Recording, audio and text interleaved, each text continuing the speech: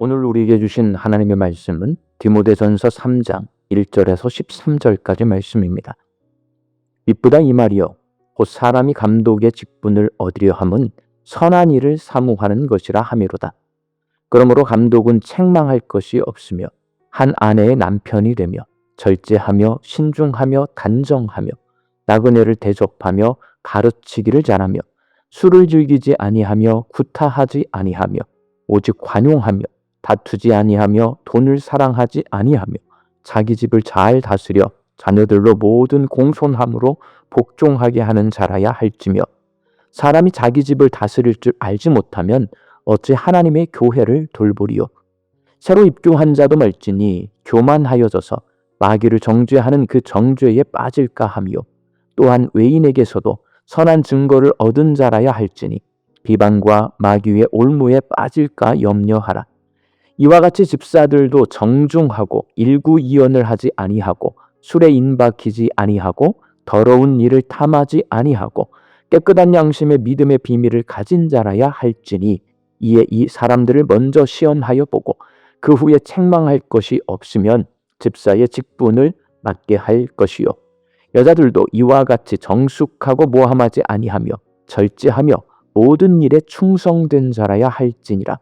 집사들은 한 아내의 남편이 되어 자녀와 자기 집을 잘 다스리는 자일 집사의 직분을 잘한 자들은 아름다운 지위와 그리스도 예수 안에 있는 믿음에 큰 담력을 얻느니라.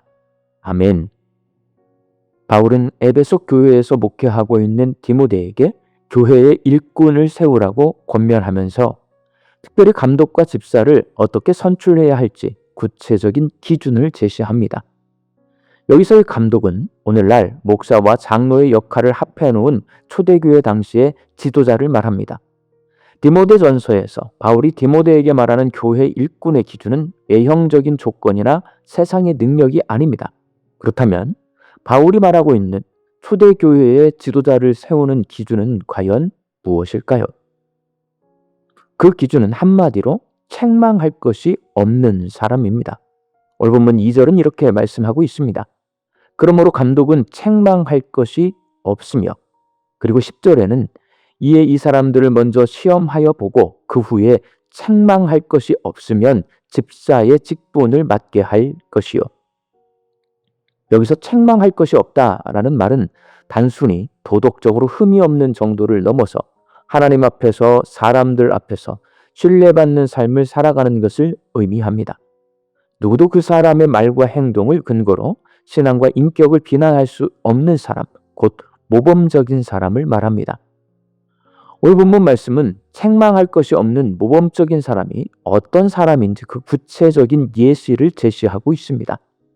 감독과 집사의 기준은 매우 유사한데 먼저 가정을 잘 다스리는 사람이어야 합니다. 가정은 그 사람의 가장 진실한 모습이 드러나는 곳입니다. 교회에서의 리더십은 가정에서의 리더십으로 증명되어야 합니다. 그리고 절제하며 단정한 사람이어야 합니다.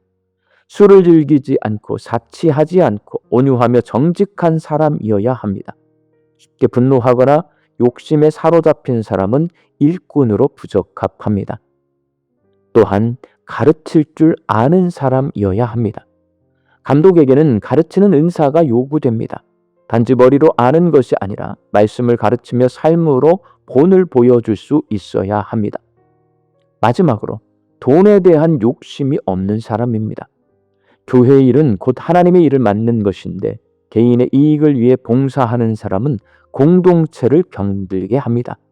이 모든 조건은 단순한 외적 행동의 나열이 아니라 내면의 인격과 성품에서 비롯된 열매입니다. 곧 삶의 기준이 하나님께 있는 사람, 하나님 앞에서 책망받지 않는 사람이 바로 교회의 일꾼이어야 한다는 말씀입니다. 여기서 책망받지 않는다는 것은 스스로 노력해서 완성하는 수준의 도덕이 아닙니다. 말씀을 기준으로 삼고 은혜 안에 사는 삶입니다. 예수님의 십자가를 붙들고 회개하며 날마다 말씀과 기도로 자신을 돌보는 사람, 성령의 도우심을 구하는 사람, 바로 그런 사람이 하나님 앞에서 책망받지 않는 삶을 살아갈 수 있습니다. 오늘 본문 13절 말씀입니다.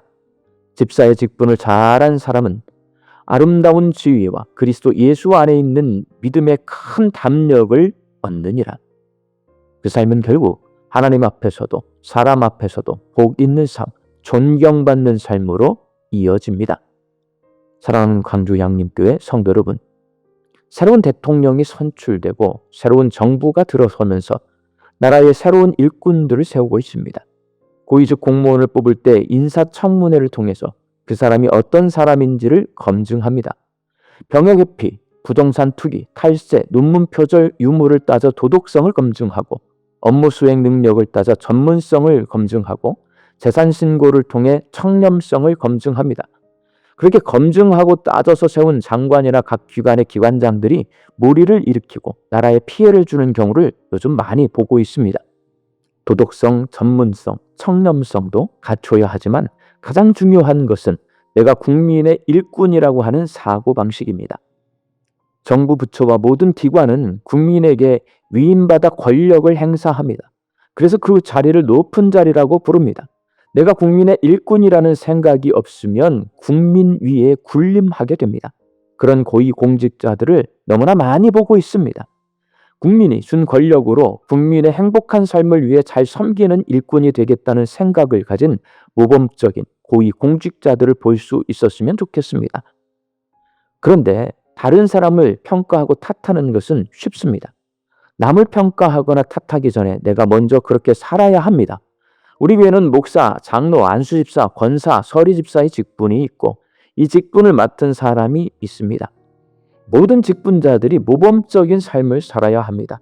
가정을 잘 이끄는 아버지와 어머니가 되고 절제하고 단정한 그리스도인이 되고 본을 보여 남을 가르칠 수 있어야 하고 돈 욕심 부리지 않고 청렴하고 검소해야 합니다. 또한 하나님께 믿음 있는 사람으로 인정받을 수 있어야 합니다.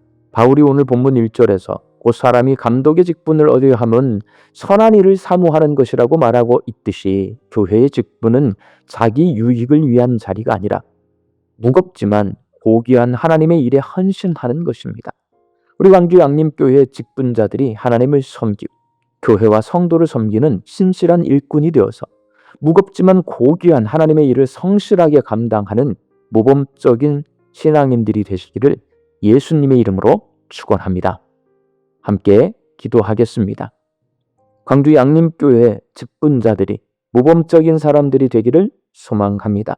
가정을 잘 다스리고 절제하며 단정하고 가르칠 줄 알고 돈 욕심 부리지 않고 하나님께 신앙인으로 인정받는 직분자들이 다 되게 하여 주옵소서. 모범적인 일꾼들이 교회와 성도를 섬기고 하나님을 섬길 때 우리 광주 양림교회가 하나님의 선한 일을 감당해내는 아름다운 공동체가 되게 하여 주옵소서. 말씀 듣고 세상을 향해 나아갑니다. 무더운 날씨가 계속되고 있습니다. 하나님, 우리 어르신들의 건강을 지켜주시옵소서. 우리 양림교회 성도들 이 무더위 속에서도 열심히 일하며 삽니다. 일하는 일터에서 하나님 주시는 일용할 양식을 거두게 하여 주시고 자족함과 감사함으로 화답하며 이 하루를 살게 하여 주옵소서. 흩어져 살고 있는 우리 가족과 자녀들 이 하루도 안전하게 지켜주시옵시고 믿음 주셔서 주님을 믿는 믿음 가지고 승리하는 하루가 되게 하여 주옵소서. 육신이 연약하여 손앗기를 간구하는 환우들이 있습니다. 예수님의 능력으로 치유함을 얻게 하여 주시고 오랜 시간 침상에 누워 계시는 장기 환우들과 어르신들이 천국 소망 붙들고 오늘 이 하루를 살게 하여 주옵시며 애쓰고 힘써서 돌보는 가족들 위에 새 힘을 더하여 주옵소서. 예수님의 이름으로 기도하옵나이다. 아멘.